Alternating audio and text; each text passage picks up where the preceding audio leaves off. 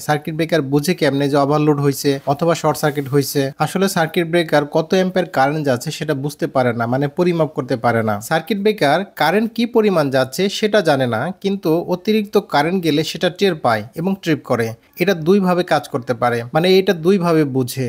এক নম্বর হচ্ছে thermal mechanism, আর দুই নম্বর হচ্ছে ম্যাগনেটিক মেকানিজম। থার্মাল মেকানিজম হচ্ছে এটার ভেতরে বাই মেটালিক একটা স্ট্রিপ দেওয়া আছে। বাই মেটালিক মানে হচ্ছে দুই ধরনের মেটাল দিয়ে তৈরি একটা স্ট্রিপ, যেটা ওভারলোড হলে বা অতিরিক্ত কারেন্ট গেলে গরম হয়ে যায়, আর এই গরম হওয়ার ফলে সেটা মেকানিজমের মাধ্যমে ট্রিপ করে। তার মানে এখানে কিন্তু কারেন্টের কোনো ব্যাপার নাই, ব্যাপার হচ্ছে গরমের কারণে ট্রিপ করে। যখন ওভারলোড হয় তখন এই বাই মেটালিক স্ট্রিপটা গরম হয়ে যায়, আর গরম হয়ে গেলে বাঁকা হয়ে যায়, বাঁকা হয়ে গেলে এটা ট্রিপ করে ফেলে। আর দ্বিতীয়টা হচ্ছে ম্যাগনেটিক মেকানিজম। যখন শর্ট সার্কিট হয় তখন প্রচুর কারেন্ট এই সার্কিট ব্রেকারের ভেতর দিয়ে যায়, আর কারেন্ট যত বেশি যায় তত বেশি ম্যাগনেটিক ফ্লাক্স তৈরি করে, মানে চুম্বক ক্ষেত্র তৈরি করে, মূলত চুম্বক তৈরি করে। তো সার্কিট ব্রেকারের ভেতরে দেখতে পাবেন ম্যাগনেটিক কয়েল আছে, মানে এমন এক ধরনের কয়েল আছে, এই কয়েলের ভেতর দিয়ে কিন্তু কারেন্ট যায়। যখন লাইনে শর্ট সার্কিট হয় তখন এই সার্কিট ব্রেকারের ভেতরে যে ম্যাগনেটিক কয়েল আছে এটার ভেতরে চুম্বক ক্ষেত্র তৈরি হয় এবং শক্তিশালী চুম্বক তৈরি হয়, এবং এই চুম্বকই মূলত এই ট্রিপ মেকানিজমকে ট্রিপ করে দেয় বা বন্ধ করে দেয়। তার মানে আমরা বুঝতে পারলাম সার্কিট ব্রেকারের ভেতর দিয়ে কি পরিমাণ কারেন্ট যাচ্ছে সেটা কিন্তু পরিমাপ করা যায় না।